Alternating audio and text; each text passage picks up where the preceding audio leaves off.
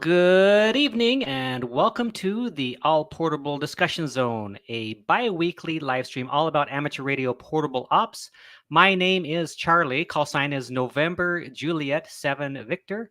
With me this evening is one of my co-hosts, Dan, KC7MSU. And then also I'm pleased to introduce to you tonight's guest, Joshua N5FY. And then also a warm welcome to those of you watching in the chat room. If you have a comment or question, go ahead and throw that in the chat feed, and we'll be sure to respond the best we can.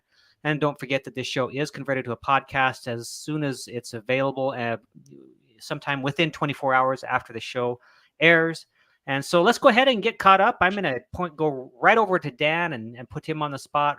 We always do this. We just kind of get caught up and see what's been going on over the last couple of weeks. So Dan, why don't you take it away? Oh, let's see. Haven't been really doing anything too much ham radio adjacent. Been playing with a little bit of electronics, so I can perhaps build a few things here coming up. And I'm still working on closing on the mountain house. So didn't happen this week. It's going to happen next week. So I'm looking forward to that. And the first thing I'm going to do first night is throw some antennas in the air and listen to the quiet of the RF. Good for you. All right, Dan, sounds good. I myself had a few things going on this last week.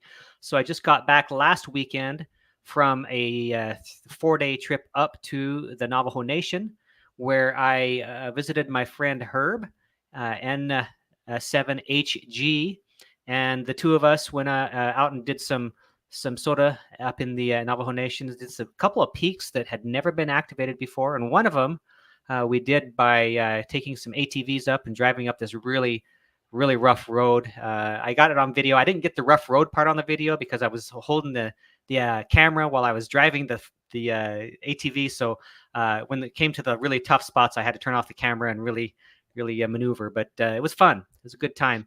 And then also on my bench right now, you probably can't see it. I've got that rock mite and the rock topper. I've been fiddling around with those a little bit, trying different bands and different, using different crystals in swapping them out. And I have plans to take out that rock topper and rock mite maybe next week or this coming week out on a summit and just give it a run. I've adjusted the output of the rock topper, which is an amplifier, so that it'll output 4.5 watts, which is about the top, the rated top of the amplifier. So on 20 meters, I'll be on a hill. I can switch it out and do 40, but it's just kind of a lot of work to do on the hill. And I don't have everything I need at the moment. So what I'm going to do is just do 20 meters at 4.5 watts. And then if I feel in the mood to do 40 meters, then I'm just going to run it barefoot, which is going to be about 700 milliwatts, almost a watt. But you know what? Last time I took it out, 500 milliwatts, and I was able to work the East Coast with it on 20 meters. So, it's a fun little thing to experiment with. So that's what I've been up to. Let's turn it over now to Josh and see what he's been up to. Hello, all. Thanks for having me, Charlie. Glad to be here. What I've been up to here lately is building stuff. Well, that's a big blanket statement. For those who aren't familiar with my gear, I do have a lot of things that are stock, but I also build stuff custom. And so when you order an antenna or a coax assembly or whatnot, I'm always working to get those orders done. So unfortunately, what that means is it takes away from fun projects that are not related to custom orders. So I am always trying to catch up. So please be patient with me. If you got a rushed order, that's not a problem as well. I've had some people reach out and say, hey, I've got a trip coming up here this weekend. Any chance you get me something quicker? But anyways, luckily the weather has started to change here down in the south. So I'm in kind of North Georgia area, which means I am in Appalachian Trail mountain country, which is pretty nice. Unfortunately, it's still about an hour plus drive to any trailhead.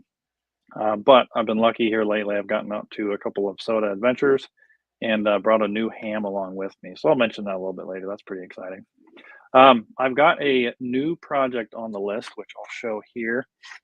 So for those who aren't familiar, and I'm not sure I'm super familiar, but this is a KD1JV design, a 5-bander and I think you select one or two of the bands for your specific need.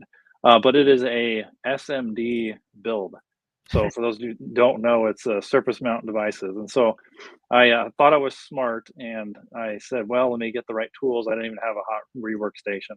And then what I did was I went on Amazon and bought several little kits to build that are SMD. So if they don't work, it's not a big deal. They're like little light kits and several capacitors, resistors, and a ton of just surface mount stuff to play around with. So we'll practice on that before we do the ATS4, which is probably difficult to get parts for if I damage something. So that's probably one of the upcoming items on my workbench. And then projects wise, so I've got quite a few people who send me ideas, and it's kind of fun to see ideas roll in that are already on my list. But unfortunately, it still kind of comes back to time. So I'm always trying to think about new products to develop. I'll show one here on camera that is something that somebody did just send me a comment about in an email. Said, hey, this would be a really nice item to have out in the field. But what you're looking at is a 2mm BNC connector that I use for all of my antennas. But usually they have like a loop on the end with strain relief, and then you use like an S-bean or clip. This is built in with screw-in threads, which is probably hard to see there. Yeah, yeah, that's pretty cool. So yeah, you plug it in, screw it down, and I've load tested this several times, and I broke one that had a bad solder joint, which was kind of intentional because I wanted to see if it would hold up. And sure enough, it ripped out the entire insulation, but that was probably 35, 40 pounds. So for light SOTA work with 26 gauge, it's not a big deal, but this is something I'm hoping to come out with as a kit option, something to add on to your antenna, but something I'm going to field test quite a bit before I do. So I'm always coming up with little projects like that. Most of what's in my shop is stuff that I find a need for my own portable operations.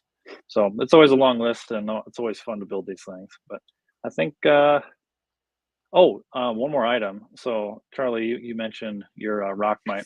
I keep seeing little Pixie builds on different social media platforms. I really want to do a Pixie build.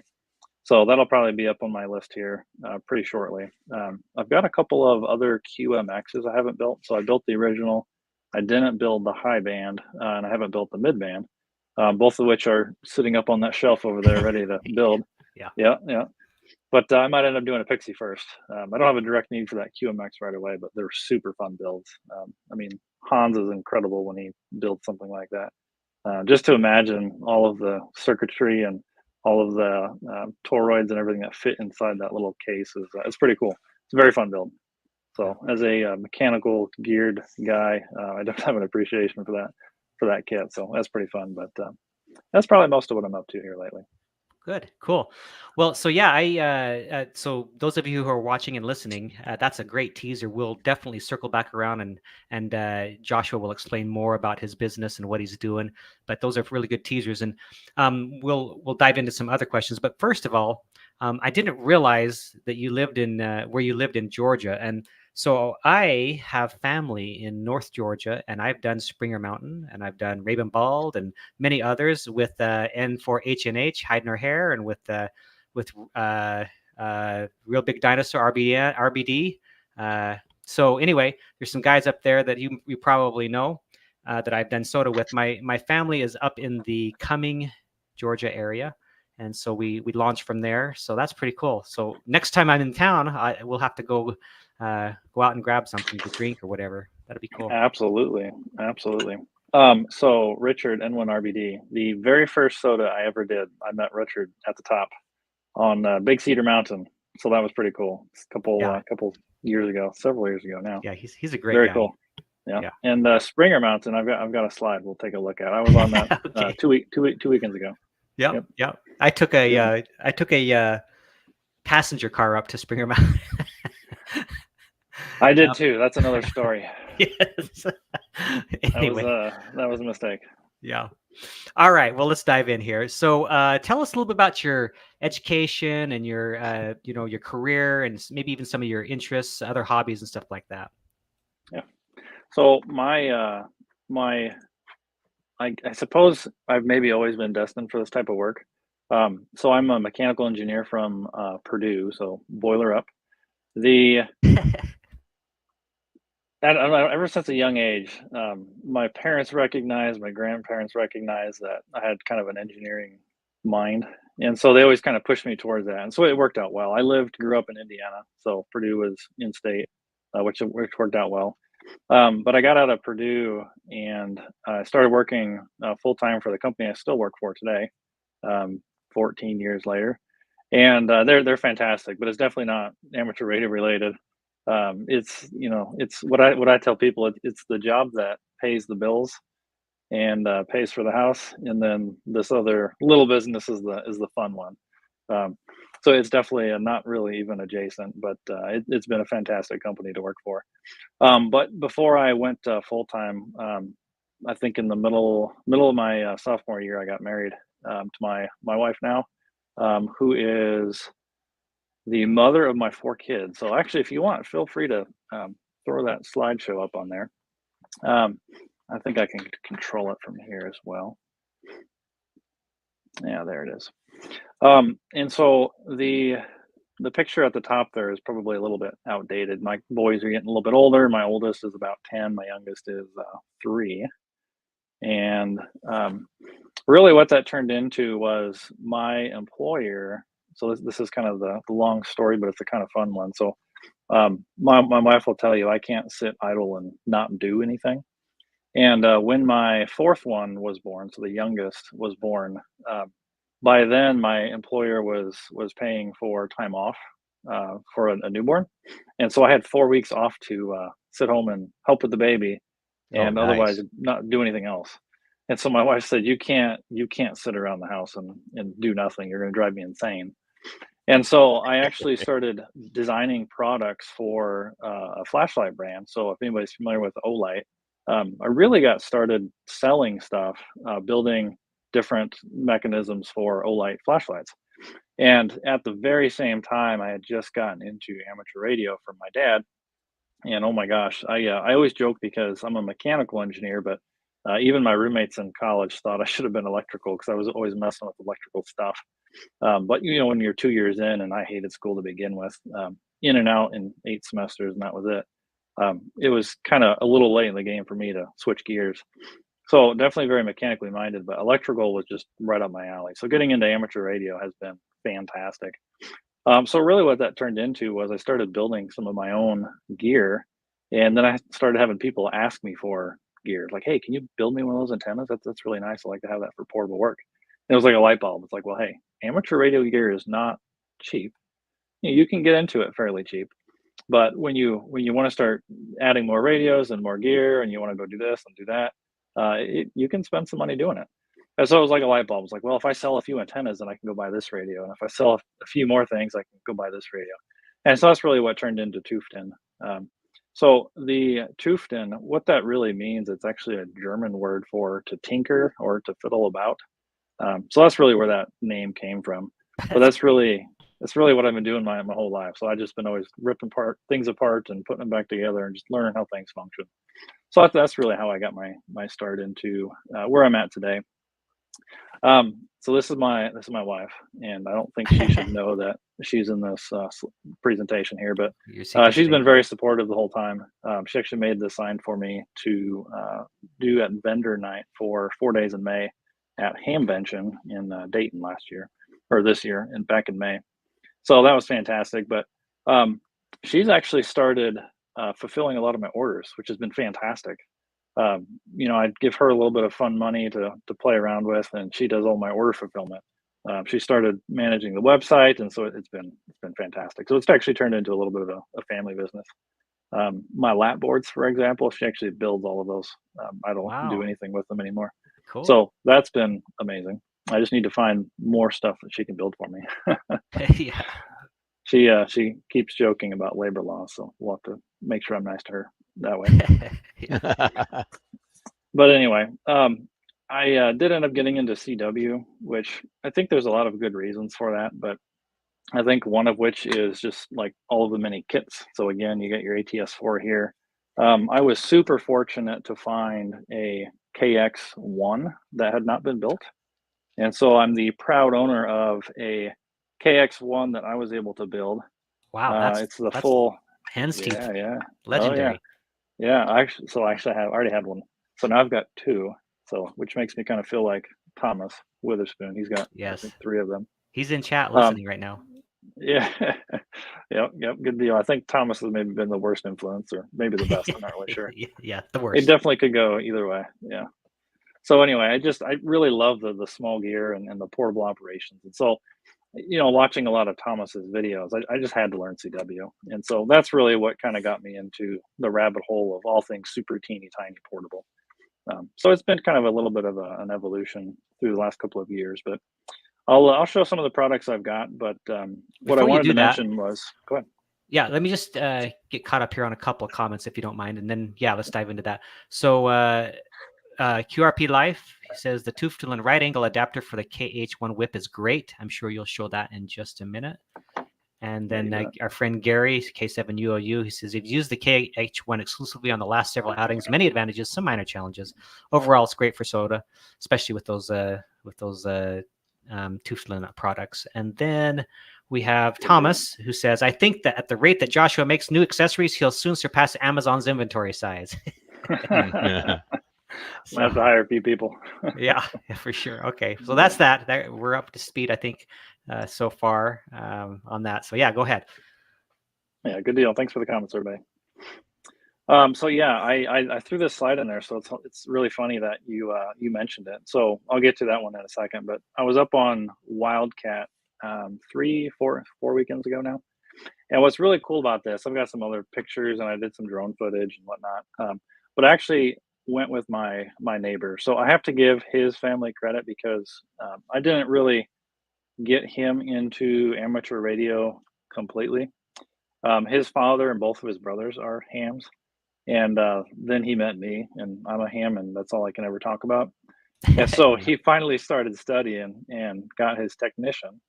And so he's got one of my handheld radios, a D-Star radio, so he can play around with that. And I've got a couple of D-Star stations running out of my house here, so he can get kind of around to some different places, just some hot spots. But he also is pretty big into outdoors. And so I was like, hey, I'm going to go up and do this SOTA activation. Bring your radio and let's go play. And so we actually took both my boys and his boy and went on a fun little hike up to Wildcat Mountain. And he was able to get his first activation in, which he had no idea what he was doing. I just told him to bring his radio. So that's cool. He maybe got tricked into doing it, but it worked out well, and he had a good time. So what's really great about that is then the next weekend, beautiful weather again, I said, hey, let's go again. There's another one. This one I think was Wildcat Mountain. Yeah, this was drone footage from Wildcat Mountain, I believe. This is Springer, so this is the one that you mentioned, Charlie. Right. So I had never been up to Springer before, and the trail looked good, the views looked okay. It looked just like a decent place to do a hike, and plus it's on the AT. So if you're also a POTA fan, this ended up being, I think, 3 different POTA entities as well as being the SOTA. So again, I was like, hey, my buddy next door, let's go do another trail. And he was up for it. And so he started calling CQ, and I set up on work HF with the new CFT1 from Jonathan KM4 CFT. Fantastic little transceiver. I highly recommend it. Absolutely. Yep. You were a beta tester. I was. Yeah. Yep. I don't think I was terribly vocal about it. I could have been more, but it's a really good radio. It's simple. All the controls are right there. The memories are great. Yeah, highly recommend it. Yep. Yeah, very good. So I was excited to get that out to a low HF noise area, and it performs even better. Unfortunately, here in my shack, I've got a good bit of noise. So when I pull out new radios, it's a little disappointing. I always got to get out and play with them in the field. But I started working on 20 meters right away. It was fairly early in the morning, and there's still a lot of dense fog, but I was making contacts, not having any trouble. I hunted quite a few stations, and then just started calling CQ, and worked a pilot for several minutes. And I was trying to also pay attention to my buddy. He was calling and wasn't getting anybody on 2 meters. I'm like, wow, this is too bad. So I called QRT, and we started working 2 meter for probably 10, 15 minutes. And I'm like, you know what? This was so nice. He was able to get the activation last time. and I can't let him get skunked this time. Right. And finally, we got one call sign. It's like, okay, great, we got at least one in the books. And so I called for a few minutes, and then finally, we got. I'm going to forget their call signs. Oh, the AJ. Mark. I know who you're talking about. Yeah, their call signs yeah. one letter off, right? Yeah, one MS and one JS. Yeah. It's Mark and Gene. It's Mark and Gene. Anyways, they go to the Whiskey 4 Golf SOTA camp out, which is where I met them. Fantastic people. But yeah, Mark came back to me, and so I had him. I got a contact with him, and then got him a contact with the neighbor, and then I got Gene in there. So now he was up to 3 contacts. I'm like, we just need one more, just one more. Get him another activation, and called for another few minutes, and then I don't know. It was like the fog lifted, something changed, and all of a sudden we got a handful of contacts. Oh, good. What I didn't think about at the time was we ended up with 8 contacts on 2 meter. I should have had him call a few more minutes and he would have had a POTA activation. Right. Yeah. To get your 10 for POTA. So I missed the boat on that one. But anyways, it was a fantastic time. What I did not know going to this one is we should have taken his truck and not my sedan, because Yes. it is a Forest Service road and the car made it back. I would not do that one again. No. With my car. No, yeah. I did it with the car too. Yeah, that was a mistake. Yeah. So yeah, I am hoping actually to replace that vehicle. I love that vehicle dearly, but with the 4 kids don't fit in it. So maybe I'll end up with something that can handle the off roads a little bit better. Yeah. So before you move on, could you go back a slide real quick? Mm-hmm. Can one more? Is that a SWR, or is that a choke that you have there on the mountain topper from ARA, so N6 ARA? That's very deceiving. So that is indeed the SWR meter from N6 ARA. Okay. Something else I highly recommend. So this goes with any of my radios that don't have an SWR meter. The kit comes with a 3D printed cover. I opted to put some heat shrink, adhesive lined heat shrink on mine. Makes it a little bit smaller, plus I like being able to see it. So yeah, that's exactly what that was. And so that goes with my small kits. Actually, I need to get another one. Yep. But yeah, it's just an NFED half wave I was using with it, but it's just a nice quick check to make sure you're not like sky high on SWR and don't know it. Yep, I do that too. Cool. All right. Sorry about that. Yep. Yeah, no problem. All right. This is the kit I wanted to show. So this is the kit that I took with me. For those who do CW and aren't fortunate enough to have a MTR3B, fantastic. I just got this, so I'm still super excited about it. Very, very good little radio, but what's amazing to me is how incredibly small it is. So I pair it with a 1 amp hour LiPo battery, and then you can see the key down in the bottom. I'm curious if anybody knows what key that is. I won't say what it is. Are you asking me? But then if anybody in the chat maybe, if you haven't seen one before, you probably won't recognize it. It's a little bit new, not exactly production release. But yeah, what's in the kit is a throw line. You've got your weight in the middle, top left there, the green, and then of course an antenna, which that's a NFED half wave with a 20 meter and then a 40 meter add-on. And then below the radio with my cover on it, you can see is the key. And then above it is the battery, the SWR meter, and then headphones, as well as a power cable. And then in the top little mesh pocket is where I put the coax, a pencil, the log, and then the cable for that key, because that key doesn't have an attached key line. So nice. That's probably one of my favorite kits at the moment. Do you have a weight for that, or did you weigh it at all? I don't, but I have a weight. I have a scale behind me. For those who want to know, I'll find out for you. All right. Yeah. So that key, I gotta have one. If I don't, so do you have one?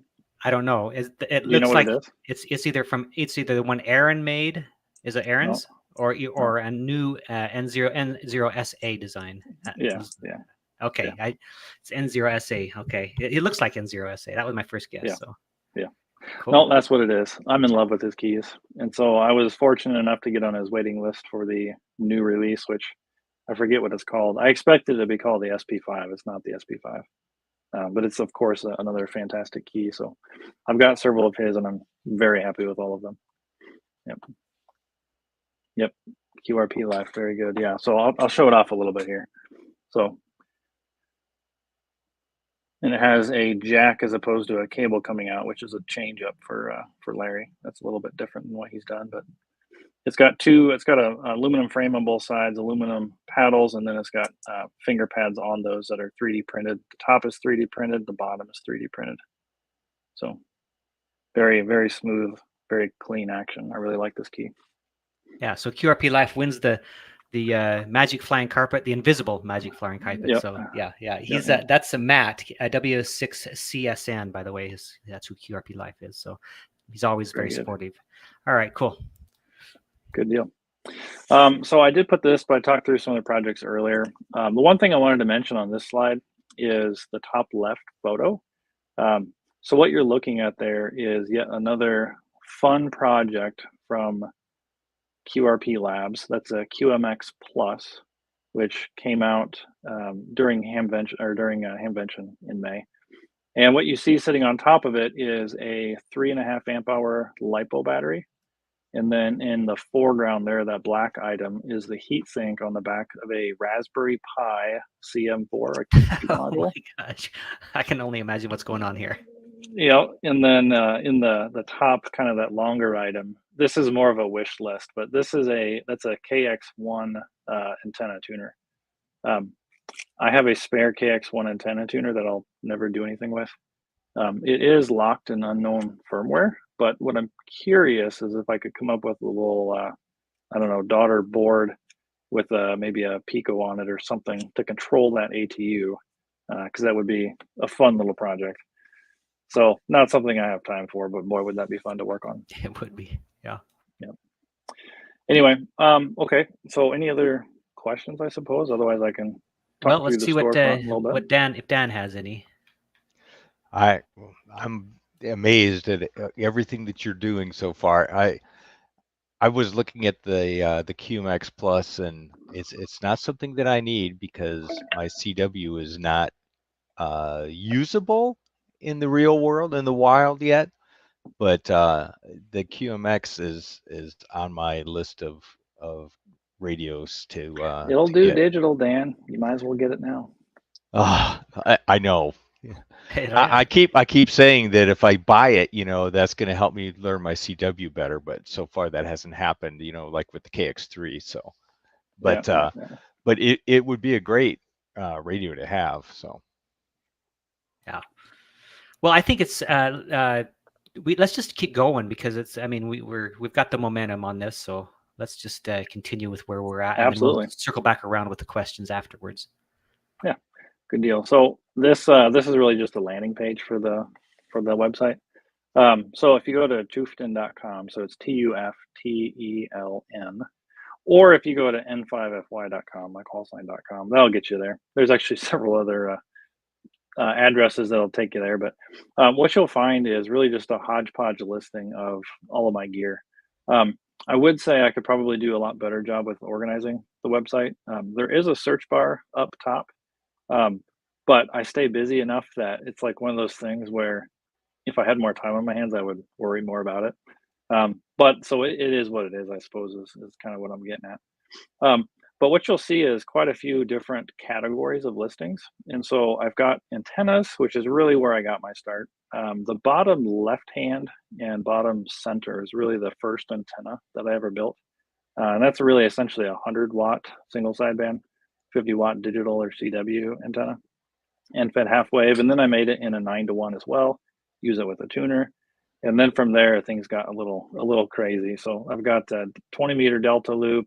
I've got QRP versions. I've got the NFED, or rather the 2-wire that has no transformer in it. So you can work it directly with a radio that either has a built-in ATU or with like a Elecraft T1 or an ATU 10 or something like that. So quite a few different antenna listings and a few that are on my development list as well that I won't mention because it'll end up being a year before they come out. But a couple new antennas I've been kicking ideas around with. And then I've also ended up coming out with several KH1 accessories. So for those who aren't familiar, the KH1 is brilliant. it's definitely a unique radio in that it's really meant for quick portable operations. You can use it with a long wire antenna, but it's not exactly what it was designed for. But it ends up being a very opportunistic QSO radio where you're sitting in the car, you've got a few minutes, you pull it out and make a couple of contacts, which I've done several times. And it just amazes me every time that you can make an HF contact on a 4-foot whip. But anyways, I've got several accessories for that radio. I modify a M40 case, which I think was probably, I got to give Thomas maybe credit for that idea. You can indeed fit a KH1 inside of an M40 case and the antenna, but you got to put the antenna like diagonal. And so the only reason I sell these, and if you have a heat gun, go modify it yourself. And if you've got questions about it, I'd be happy to tell you. But you can actually expand the top of the case a little bit to allow the antenna to sit directly in line with the radio, which gives you a lot more room for accessories on top. Oh, nice. And so then, for example, I've got my normal Elecraft key. I've also got a K6 ARK touch paddle, which is fabulous. Thank you, Adam. I've got my headphones. I've got my 30-degree angle adapter. I don't know that I mentioned what angle it is, but essentially what that does is it brings the antenna angle up 30 degrees from where it would be normally when you're holding it. And so it sits right on top, just like so. And then it brings the antenna up at a forward angle.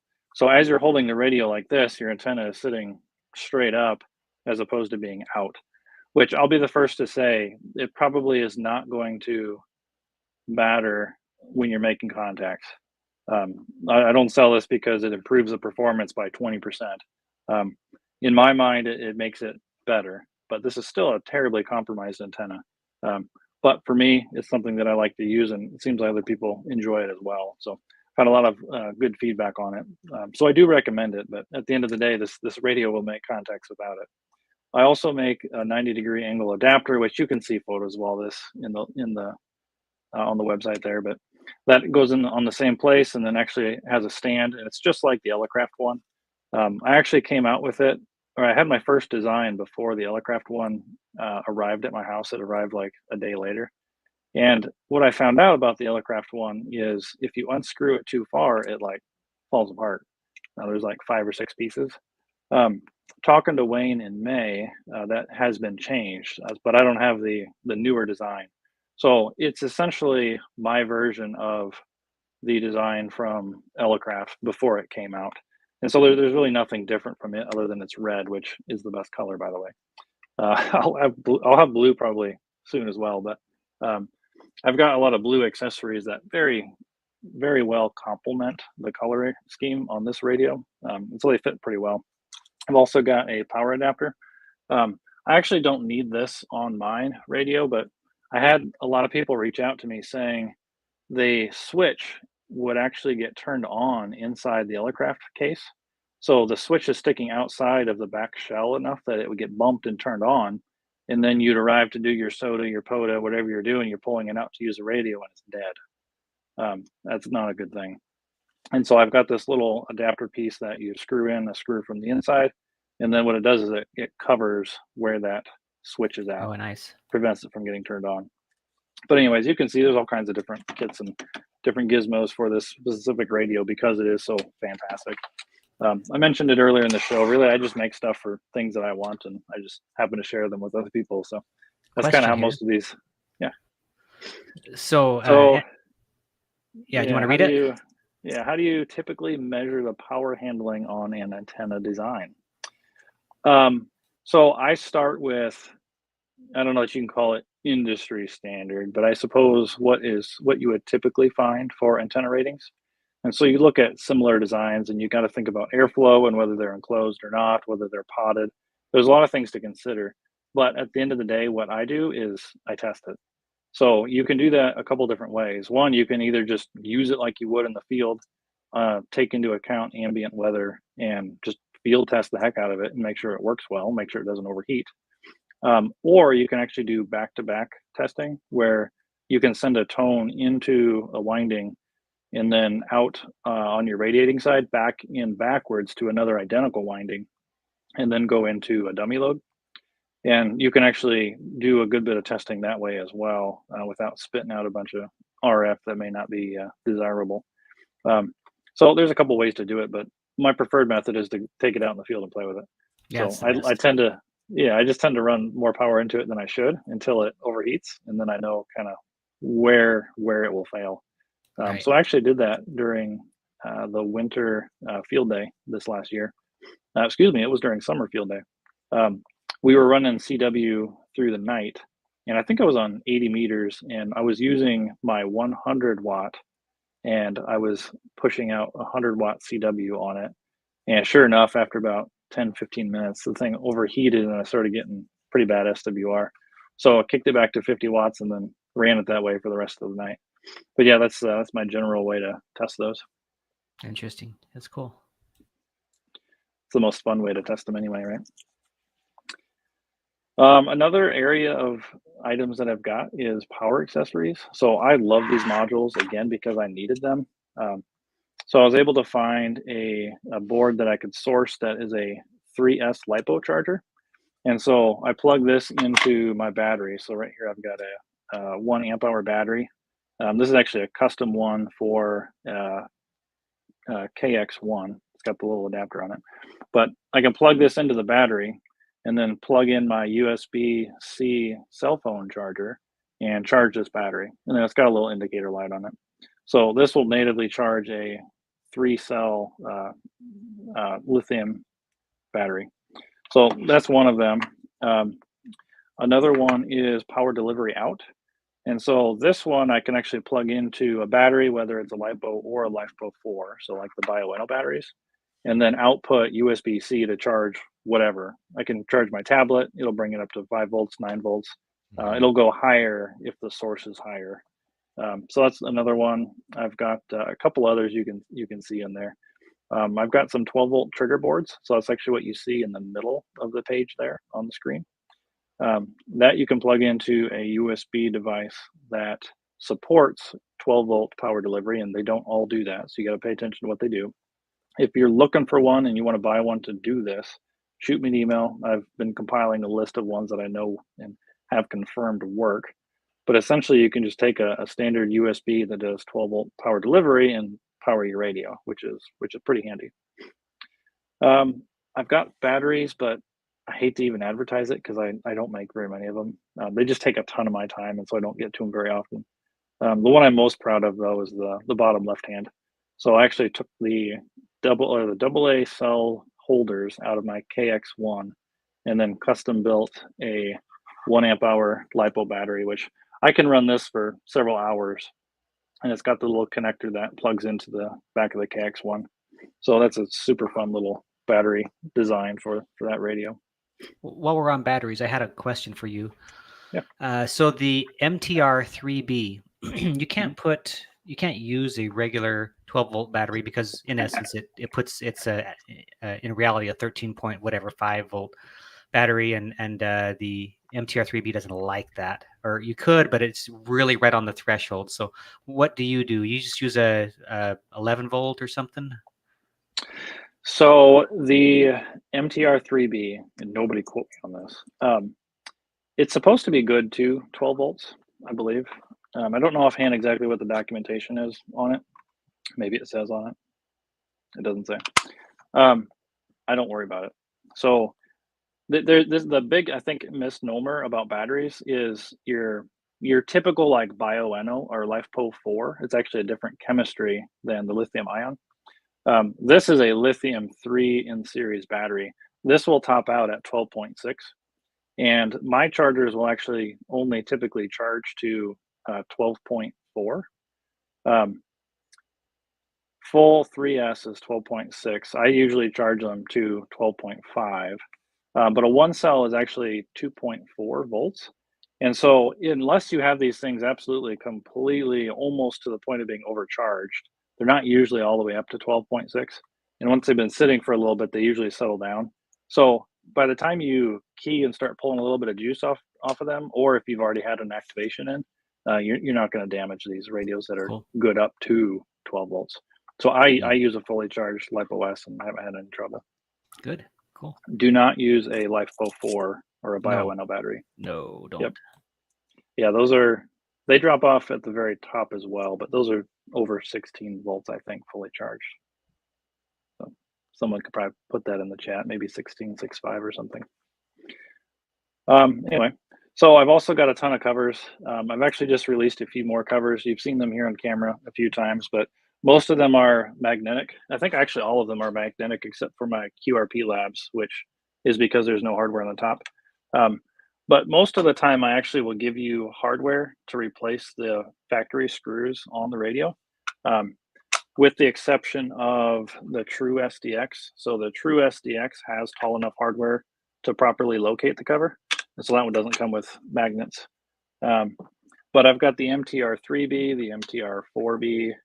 I've got a brand new one that I just put up yesterday. So the TR35. Nice. This one also does not come with hardware.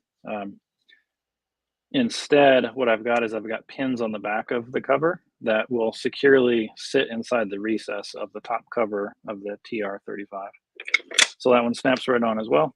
But I've got a whole bunch of them. There's one more. Do you have one for the KX3?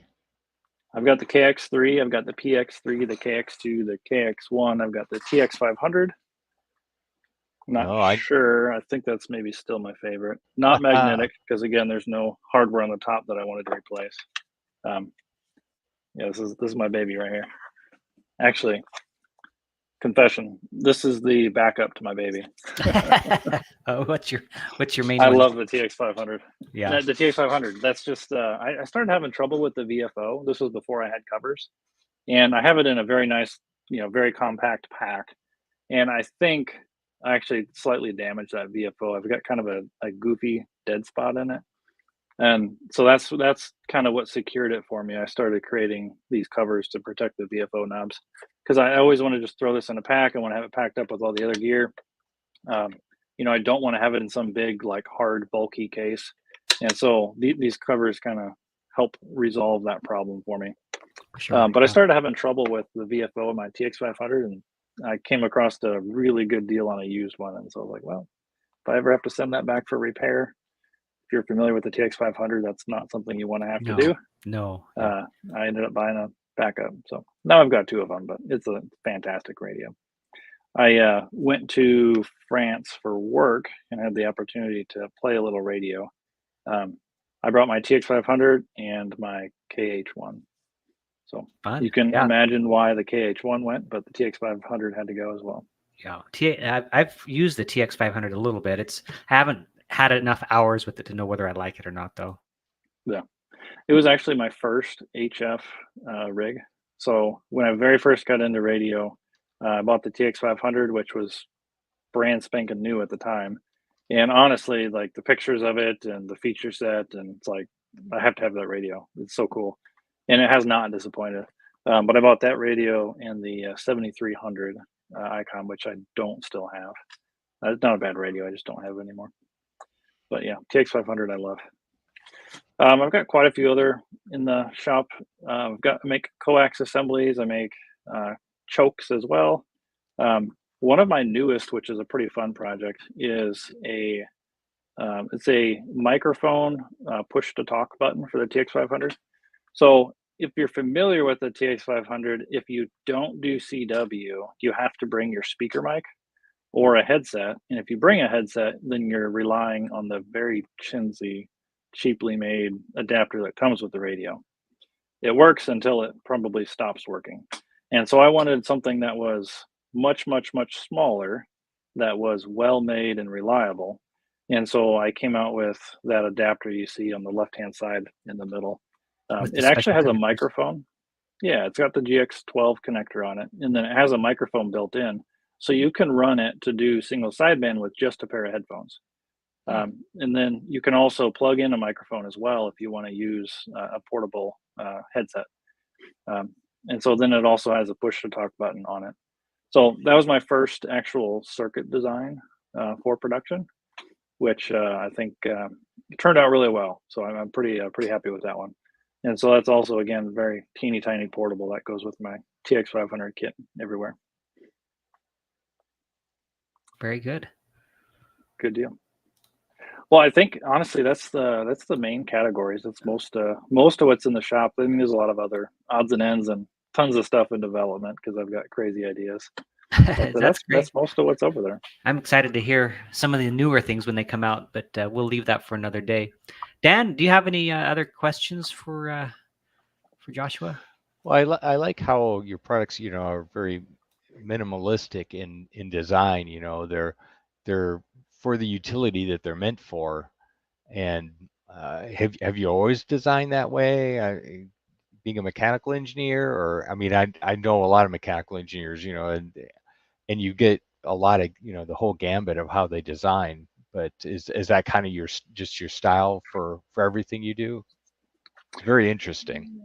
Yeah, I would say it is. I think if you go through true mechanical engineering and that's like how you're taught to be an engineer, you maybe wouldn't be quite the same. You might be a Hmm. lot more rigid in your design process.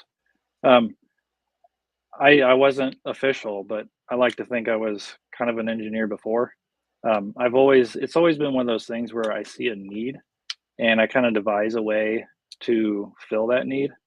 And really what mechanical engineering did for me in school, what physics did for me in school is it helped me see on paper how things actually function.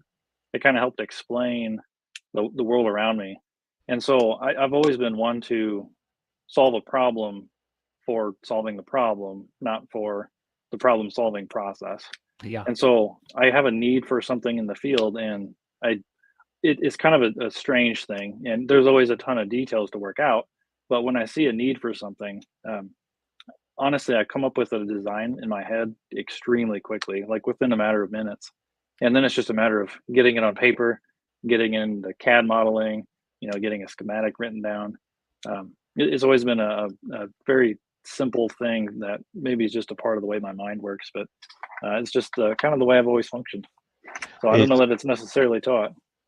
it's really interesting how you take a mass produced kind of product that's made for the masses, like the KH1, and then you devise several different devices that make it more usable in the field, or fixes subtle design flaws, that Mhm. will irritate people. And that's what's so great about what the ham community does. So I was kind of curious too. What do you like to use for modeling software? Yeah. I use Fusion 360. Oh, nice. So Autodesk, I was again very fortunate to learn how to 3D model in high school. It was actually one of the fun elective courses. Of course, I'm like, hey, I'm gonna go do that. But it was a lot of different things in the class, and I think we spent maybe 4 weeks on 3D modeling. And at the time, the teacher was taking a course at Purdue actually, so she was commuting like twice a week.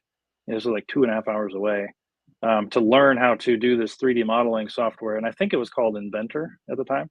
Mm. And so it was interesting because she wasn't very good at it, and so we kind of all got in there and just started doing the course, and then I ended up teaching the second half of it because again she didn't pick it up very well.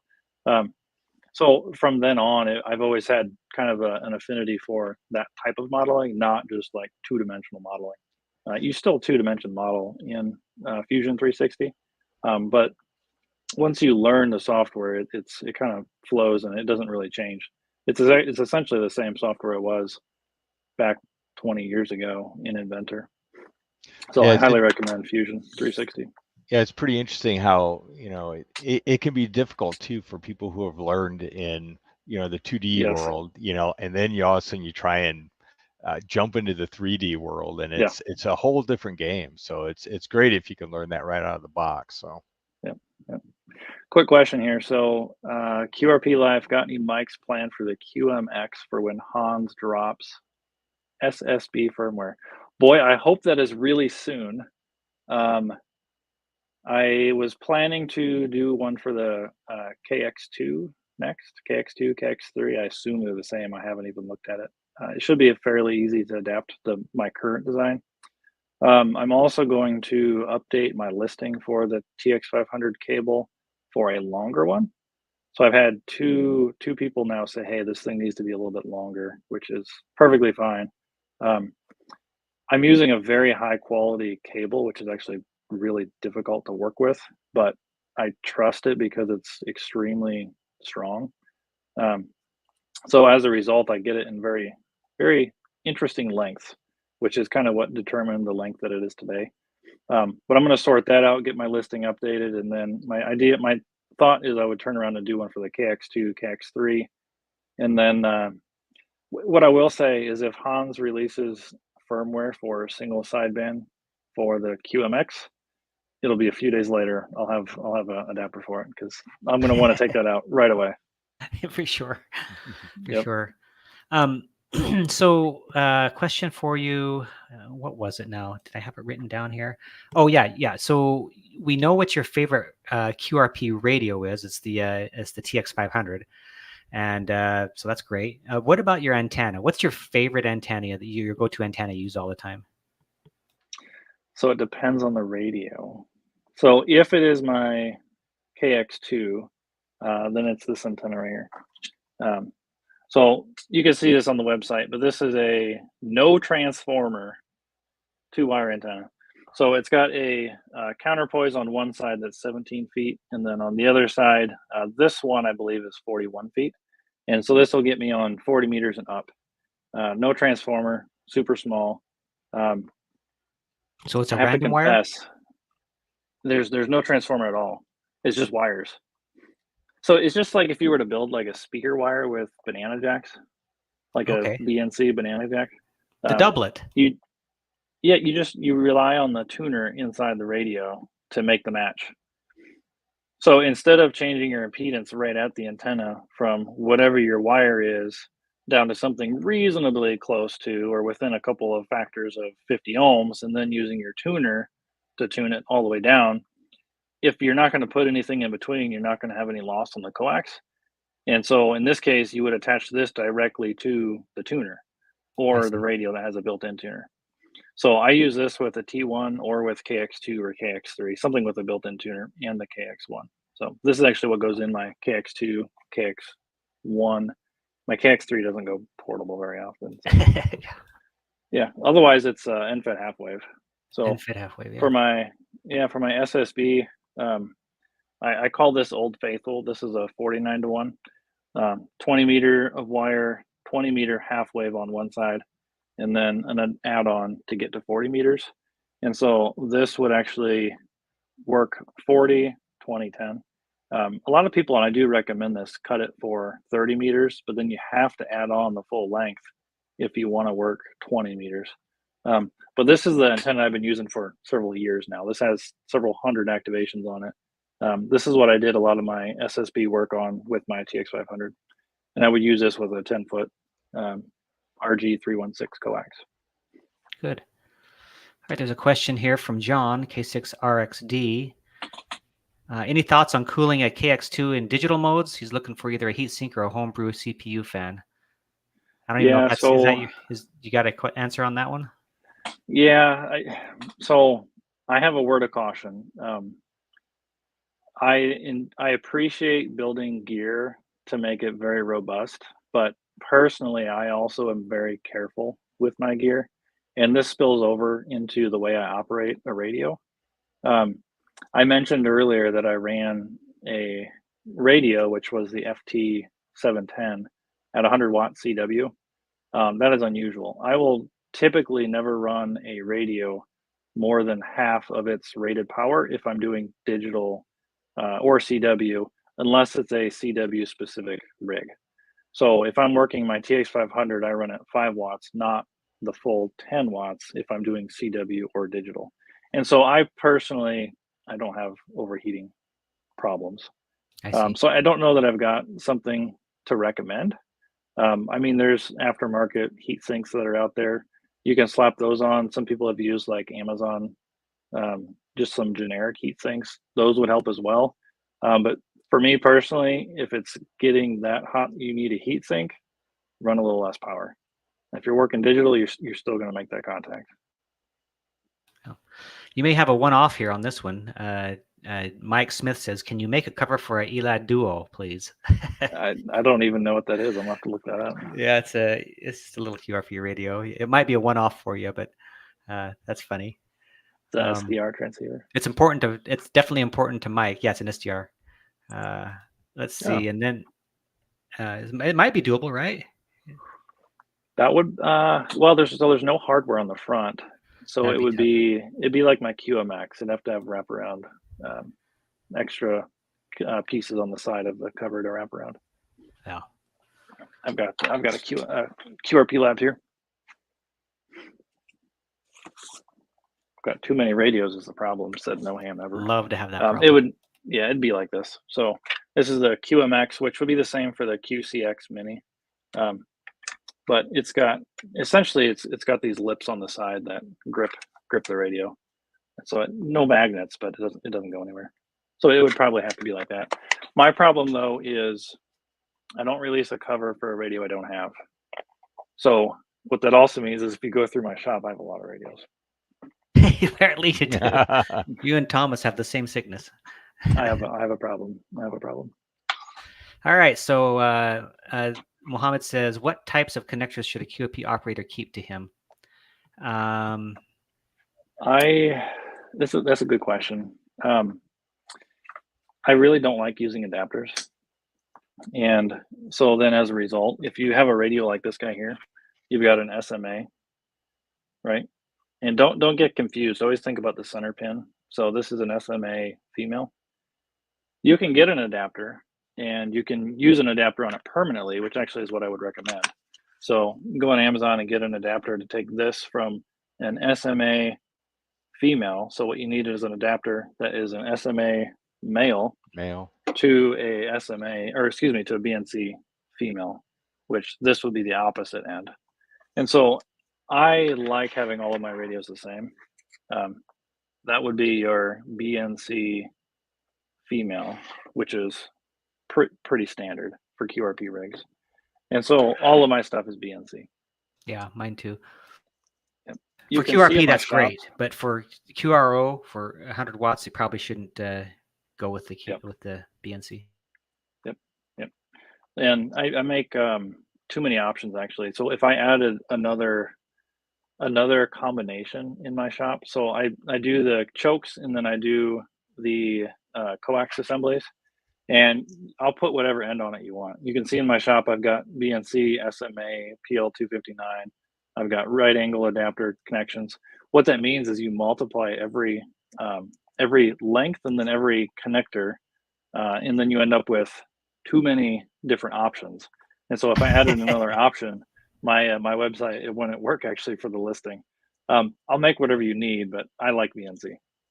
Yeah, and that's for QRP. BNC is my favorite.